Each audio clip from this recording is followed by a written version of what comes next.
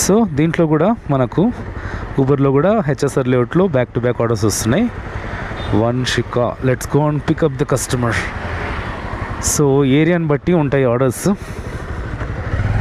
వస్తాయా రావా అని. ఎలక్ట్రానిక్ సిటీలో అంతగా లేవు, కానీ హెచ్ఎస్ఆర్ లేఅవుట్లో బ్యాక్ టు బ్యాక్. ర్యాపిడోలో అయితే పటపట ఇప్పుడు 3-4 ఆర్డర్స్ వచ్చినాయి. నేను ఆన్లైన్లో ఉన్నప్పుడే ఆఫ్ చేస్తున్నా,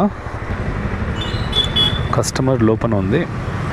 సో ఒక పోల్ పెట్టాను, తెలుగులో మాట్లాడాలా, తెలుగులో వ్లాగ్స్ చేయాలా, లేకపోతే కన్నడలోనా, ఇంగ్లీష్లోనా, హిందీలో అని.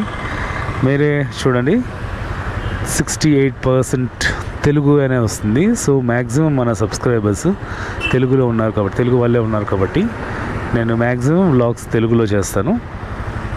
అప్పుడప్పుడు కస్టమర్స్తో ఇంటరాక్షన్ కర్ణాటకలో కానీ, కన్నడలో కానీ, హిందీలో కానీ జరుగుతుంది. అంతేకాని కర్ణాటక వాళ్ళు చాలామంది కామెంట్స్ చేస్తున్నారు.